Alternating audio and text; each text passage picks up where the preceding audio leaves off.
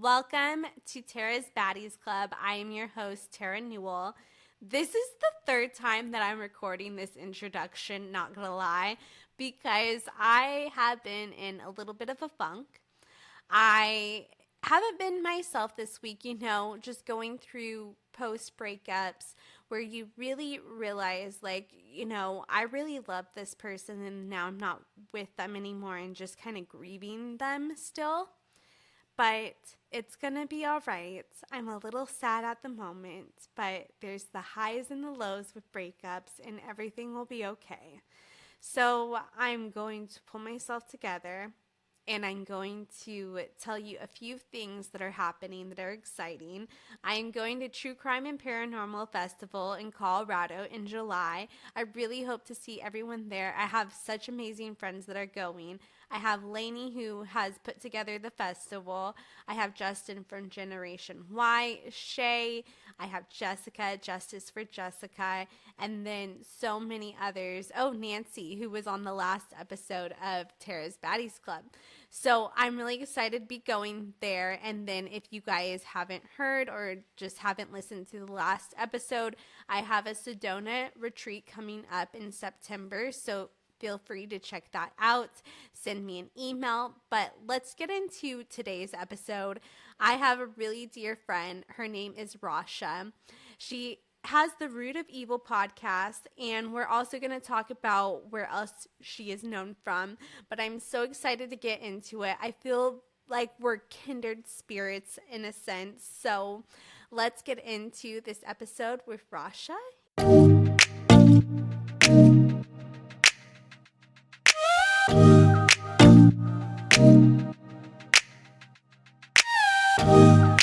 Welcome, Rasha. Thank you so much for joining me today. I am so excited to have you on because I feel like your energy is just so connective and just so lively, and I'm always excited to see you. So, for the people that don't know who you are, why don't you tell them a little bit about yourself? Of course. Well, thank you, Tara. I appreciate you welcoming me here. And for those of you who don't know who I am, most people will know me because I am the youngest daughter of Fauna Hodel. And Fauna Hodel was born in 1951 under kind of funky circumstances and was given away for adoption. And on her birth certificate, it said that she was half African American, and she was given away to an African American family in the 1950s, looking like me. And for those of you who aren't watching this podcast right now, I'm blonde hair, blue eyed, and my mom was blue eyed, with brown hair. And she was given away to an African American family under the pretense that she was half Black. And so she knew her whole life that she was different. She had racism from both sides. She wasn't Black enough, she wasn't white enough. And so she finally found her, skipping a lot of steps, but she finally found her birth mom in Honolulu, Hawaii. And the day she met her birth mom on the beach in Lanikai, Hawaii, she told my mom, she said, "Oh, you're not Black, I lied. Oh, and by the way, you might be the product of incest, and your grandfather slash father killed Elizabeth Short, also known as the Black Dahlia."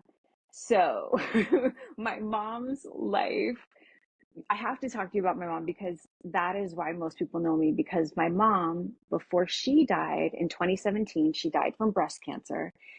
She was on a mission to make her life story into the limited series that we all know now as I Am the Night, starring Chris Pine and India Isley, directed by Patty Jenkins. And so she ended up dying 6 weeks before filming was about to start. So imagine my sister and I just lose our mom. We end up on set, the Warner Brothers studio lot, as you know. I mean, seeing, your life brought back on set and someone we love brought back to life on set.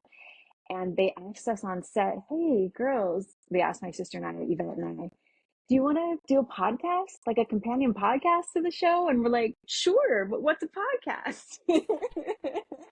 And so, long story, even longer, we ended up doing Root of Evil, the true story of the Hodel family and the Black Dahlia with TNT and Cadence 13, also known as Odyssey now. And the rest is pretty much history. And after that, we did Facing Evil, which was a weekly with iHeart and Tenderfoot TV. And some people also know me because I was on The Biggest Loser in 2006. So there's all those little bits and pieces. And I'm a plus size model and a flight attendant. So there's all these fun things.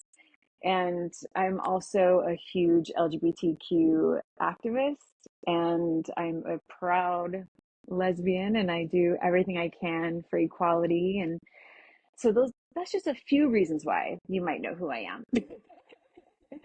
It was so funny when I was Googling you because I know Oh, you in the true crime space. I was like, oh my gosh, she was on The Biggest Loser. What? yes. And don't believe TMZ. I did not leave my ex-husband for my wife. It didn't happen that way. Forget about that article, but that was, yeah, that was one of the That was articles that there. popped up. Yes. Yes. And I Yeah, was just no. like, oh, okay. No. I literally came home one day after softball. That should have been a clue right there. And I told my ex-husband, who we were on The Biggest Loser together. So that's why TMZ wrote about it. But I came home and I told him, I said, hey, I think I have a crush on someone. I haven't acted on it. And the first thing he asked me was, is it a guy or a girl? And so I said it was a girl. And then we ended up separating that day. I felt so guilty. I gave him the house, he gave me the dog, and then we were divorced within a few months. And then I met and fell in love with my wife. So that's how it happened. Oh my gosh. Oh my gosh, she wasn't the girl. But I feel like when your relationship is in the public, so many people have opinions about it, and also so many people kind of come to their own conclusions of things. I would love to know how you deal with that, Tara, because I feel like for me, I'm such a sensitive soul, and I feel like you're kind of similar to me in that sense. Like, I have a hard time because when you put yourself out there, there's always going to be someone who's going to comment. I mean, even, most recently, like I was diagnosed with breast cancer, and I am a survivor now of breast cancer because we caught it early and they got everything out. But I've had people come out after me just after announcing that I had breast cancer because I wasn't dying, and that I should feel bad that I'm not dying and other people are dying around me. And I'm like, what? Like, so I would love to know, like, how do you deal with people coming after you? Well, I went through something bigger of a Much bigger. cancel. Yes, of a Well, cancel. Yes, for sure. and not compare, well, like, it was just like a big cancel in a sense, and Yeah. not where to it even reached like a bigger, it's just like a certain niche, but it was a Yeah. really big certain niche. Hmm. And those people came after me, and like, I don't know if you felt this way, but I felt like it pushed me even lower, Oh, yeah. and then you Yeah. get to a certain point where you feel so freaking low and crummy that you have to kind of reverse or do something to get up or build yourself back up from it. You can only go up when you're that low, right? Yeah. And Yeah. for me, at least, I needed to take some accountability in that part of things. But for you, it's so different with your circumstance because you, like, what are you going to take accountability for? Like Right. cancer? Talking about What? my life. What? you I'm like, know? what are you talking about? I mean, it's different if like you get a bad review about a podcast. Like you're like, okay, maybe I said the word like too many times. Or maybe, I do talk about my wife too much, or who knows, but people are going to be awful in the comments or as reviews. But yeah, that like I had a hater come after me, and I just block, delete, block, delete, block, delete, block, delete. Like that's all I did. And my wife is like, why aren't you going after that person? And we kind of have an idea of who they are because they've been kind of a cyber stalker for a while. And Okay. I'm like, I want to take the high road. I do. And it can get it can get hard being so kind, as my mom always used to teach my sister and I, lead with kindness. And doesn't mean that I don't like cuss them out off camera or off mic. I totally do, but I don't do it publicly. Like this is the most I've ever talked about it publicly. Like you're the only one I've talk to about it other than my wife. I haven't even told my sister because she's been in Italy for 2 weeks. Like it just happened. And I'm like, why are people so hateful? Like, I don't get it. I don't understand. People are hateful for many reasons. It's maybe because of their own hate or misery they're in, or something you said triggers them, maybe Mm, like them using the fact, and it gives them no excuse to treat you like crap because right. that should never happen. But that person has something, it's like it's their own issue, Right. you know, if they're getting triggered. And I understand if someone does a video and they just say something stupid. Right. Right. Right. I think I was crying in my video and yeah, like I'm not gonna apologize for crying and sharing my life. Like I'm not hurting anyone by sharing my life. At least I don't intend to. Yeah, no, and I honestly look to you for inspiration a lot of times Oh, too, Tara, you're because so sweet. well, thank you. I see you be vulnerable, and then I'm like, okay, when I'm vulnerable too and crying, it's okay. And she's It is. doing it, and we have a platform, and we're showing people that emotions are normal to have. Yes, they are. And like it's okay not to be okay. I know that sounds so cliche, but it is. And, like I'm healthy. Like I have a therapist that I see, every other week, and I do EMDR therapy, and it's been so helpful. But like we still break down, we still Yeah. cry, we still get upset or go through breakups, whether it's with a person or with a friend, or, there's so many things that go on in our lives. We're human too. Just because we put ourselves out there doesn't make us any less human than anyone else. We've just chosen the path of sharing our lives. And for me, like it's very therapeutic to share. And I don't know any other way. Like I've always been this way. Like before, there was Instagram and TikTok and Facebook, like I was on MySpace. And prior to that, I was in chat rooms. And I just like to share because it makes me feel less alone. Yeah. And I don't know if you feel this way, but like when you are out there and you're in the public and things that you go through are so publicized, and it's not like like normal people, and I'm when I'm saying normal people, that like the average person Right. doesn't go and talk about like their trauma or their Right. journey of losing weight, you know? And since it's so vulnerable, do you feel like maybe that kind of started your journey, and like now, at least for me, I don't know anything different? No, it's so true. I don't know anything different. I mean, especially it's on the Biggest Loser in 2006. Like I loved every single second of being on camera, and I realized that I loved being myself as opposed to playing a character, right? So I was like from the time I was little, I'm like, I'm going to be an entertainer. I'm going to be famous, and I've never pretended otherwise. Do you know what I mean? Okay. Like I've always wanted to be in the spotlight, but I've always wanted to be in the spotlight so that I could do something good. Yeah. So, like my mom, she had the same aspirations, but it's because she wanted to talk to the world about racism. Like she had racism on both sides. She was never white enough, never black enough. And she raised me, blonde hair, blue eyed Hawaiian, and my sister, this beautiful biracial, woman. She wanted the two of us. I know it's not PC to say, but back then she didn't want us to see color. Of course, Yeah. now we do. But, she wanted to raise us to do better, to be better, and to not be racist assholes, pretty much. And so, what I always wanted to do is I wanted to be myself and be on camera so that I could advocate for myself and for others. And that's even before I came out. I didn't come out as gay until I was 30. And so I've just always known, like I've always stood up for, anyone who needed me to. Like I want to amplify the voices of people that I can't, that don't have the opportunities that I do.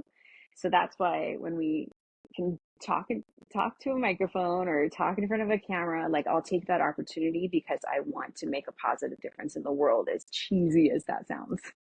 I love that. I love that so much. And I feel like you bring so much awareness to what you want to talk about in your platform. And I know that your podcast was a little bit different than, say, like your Instagram vibes. No, for sure. And that's so funny that you say that, Tara, because so Root of Evil, of course, was more of a documentary podcast about our family and how it intersected with the Black Dahlia, Elizabeth Short. But Facing Evil, we got to talk to all different types of people and talk about all different types of cases. And we are not true crime. Like, if anybody knows my sister Yvette and like, I watch Harry Potter and Disney all the time. My sister is, a yoga instructor. Like, we like are very like, namaste. Yeah. And so but because of the success of Root of Evil, everyone wanted to do something in the true crime space with us. So when we were approached to do Facing Evil by Tenderfoot TV and iHeart, we're like, okay, if we're going to do this, there has to be a light at the end of the tunnel, at the end of the episode. So that was what was called our imua, because imua in Hawaiian means to move onward and upward. So every Facing Evil episode, we had an imua, whether it was talking about a law that was passed or how a family is able to move on, because we all know you don't ever really move on or ever stop grieving, but we had to incorporate that because otherwise we couldn't do it.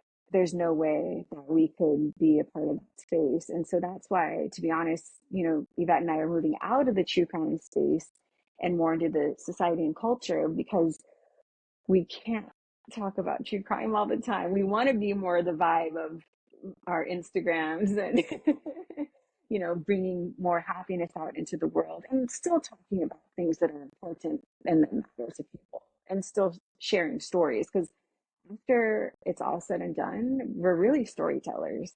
Yeah. And I really think that's what we all are in the podcast space, especially for storytellers. We want to share one another's stories and help uplift other people. Yeah. Did you feel also it was different during the time when you were approached, that true crime was different then? Oh, for sure. I mean, I have to say, I think when we were doing Root of Evil, true crime wasn't really true crime yet, right? I mean, Serial had already happened, and Crime Junkies was on, but there wasn't like this huge surge of true crime. And then you had Dirty John, Root of Evil, Crime Junkie, Man in the Window, I think, like all these really big true crime juggernauts that changed the game. They really did. And so now I think, I mean, My Favorite Murder takes a different approach to it. Like, that's not my vibe, but I love them. They're great humans, and it makes it listenable, if that's a word, because you're laughing along with them. But like for me, like I need the heart there, and I feel like true crime hopefully is going more in that direction, Yeah. and more I think it's becoming more ethical true crime.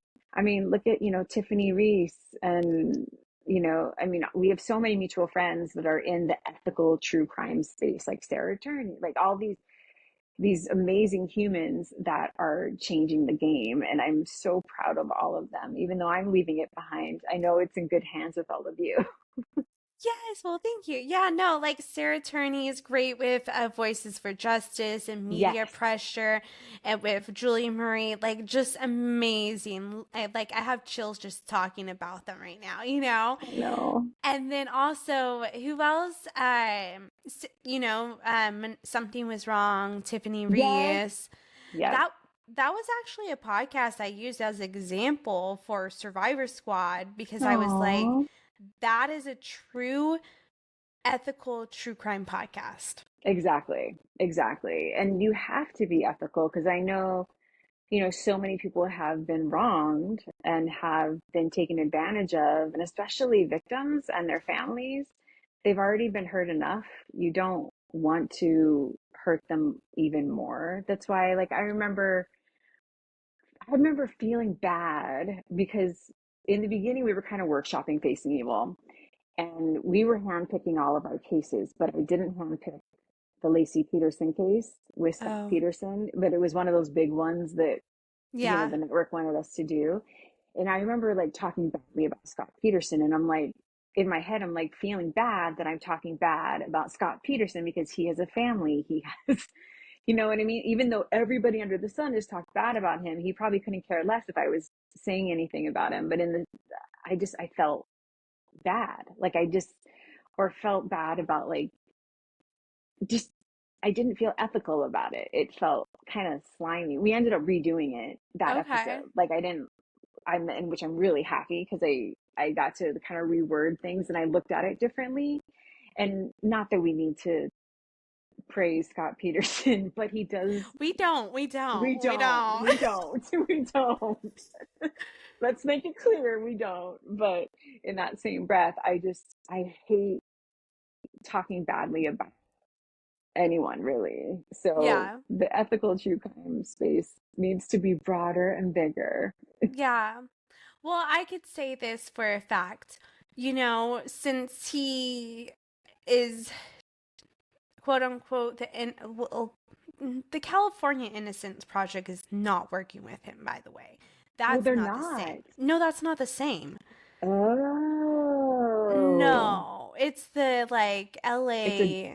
It's a different thing. It's not even really like the it's not really the Innocence Innocence Project. Project. Okay. No, no, no, no. Um, but we'll just say this. Whether he did it or not, he did have a mistress, and that doesn't go well with me, you know? Yeah, no, for sure, for sure. He was hiding something for sure. Yeah, Yeah. and it could be that. Yeah. So, that's And all it could be murder. yeah, Yeah. we don't know, but I think, you're right. Like, we don't need to, like, go after, well, like, he was, Vilified. convicted, Oh yeah, too. no, no, for sure. No, no, he Yeah. was convicted. Yeah, for So, I sure. mean, you could say in one instance that he did kill his wife because there was a convicted case, but then Right. you could also say, like, now it's being, and some people have some questions about it, which is absolutely okay. But I think with that case, like, it's important to maybe not give opinions. Yeah, no, for sure. And that's what I was kind of grappling with, like not just in that case, but in all these other Right? cases, like you're like, oh, the boyfriend did it. Oh, the blah blah blah did it. And it's like, I always you was saying, well, like in my opinion, I think that's how you always have to preface it. Like not like for sure this person did XYZ. Yeah. But, I just think victims, that's how we would always lead our show. We would talk about their lives first because before someone was a victim, they were a live, flourishing human. Yeah, so true. And how else do you make it ethical in your opinion? Well, I think by picking certain stories, right? So again, it's not just a case. Like, because we were very blessed. We had an amazing production team, and they would, present us cases. We would bring in cases, and Yvette and I had to pick ones that we knew that there was an imua at the end, right? Yeah. There had to be a light in the dark at the end. So for me, that made it ethical because we knew we weren't going to end the episode on a dark note and you're gonna leave feeling better. And so we were doing something different, especially because this is, I think we premiered in 2022 and we didn't want to just talk about the salaciousness of everything. We wanted to talk about the victim first, the accused second. And that's how it always should be, in my humble opinion. And I really feel that's one of the ways that we made it a little bit more ethical in our Yes. own way. I love that. I love that so much. And I want to keep this also short and sweet and maybe have you come back because there's so much to talk about, I know. right? But we'll also talk a little bit for the Patreon after too because Oh, we'll do like sure. a little section for that. But what would you recommend other creators to do? I know that you mentioned some certain things, but is there like certain steps that they should take to make sure that they are putting the victim first or making the victim centric content? That's a great question. So, like for people who are in the true crime space, Like or not even just the true crime space. I mean, even in just the podcasting space, I will recommend highly joining the Podcast Academy. And I'm not paid to say that. Like, it's just, they've been so helpful to me and my sister. Like, you can get a mentor there, especially starting as a podcaster or just starting out. They're the ones that host the Ambies. They are such an amazing organization, and they do podcasting right. Do you know what I Okay. mean? They're Yeah. so great. Like, that's step number one. I think it costs like $100 a year to be a member. And there's like meetups, there's virtual meetups, there's meetups in person, there's all kinds of things. I don't know if you're a member, but Donald Albright, the head of Tenderfoot TV with Payne Okay. Lindsay, he had us join the Podcast Academy as soon as we started podcasting with him. And we've just loved them ever since. And it's just such a great community of all types of creators, not just true crime creators. And then the next thing, of course, to be ethical is just please, please, please don't be salacious. Don't, do episodes just to talk about the gory details of a murder. And also, murder isn't the only true crime that's out there. There's all other kinds of stories that can be told where justice can happen. We see it every day, right? I mean, we see people solve crimes. Like, I'm so proud of the work that my boss, Payne Lindsay, has done with Up and Vanished and everything that they do, at Tenderfoot. Like, it's really nice to watch. Like, they're not in it just for the salaciousness of it. They're in there to help, you know, missing and murdered Indigenous people. Like, it's amazing to see. And I think if you're out there and you have a vision and you want to help, I think you'll be successful. I love that. I love that so much. Well, and also you were a part of my podcasting course as well. So, Yes, I was going to yes. say join Terra's podcasting course or go on any of her retreats. Or, yes, I mean, I really want to go to Sedona, but it's like during my daughter's birthday. Otherwise, I would join you. Oh, well, there will be other ones, Oh, there will be yay. other ones, and we can always suggest another location. We could also do a podcasting, thing where we plan a vacation and we invite a bunch of podcasters I too. think that would be amazing. Sign me up. Yes, yes. I love it. Well, let's get into the Patreon portion. You got it. Thank you for listening to today's episode of Terra's Baddies Club. Please follow and check out Rasha. And I'm so excited for the next episode and to hopefully see Rasha soon because she is a flight attendant. And when she heals, I'm sure we'll figure out a travel date and plan a trip. So thank you guys so much for listening. If you enjoyed this episode, please subscribe, give a nice comment, and I will see you next time.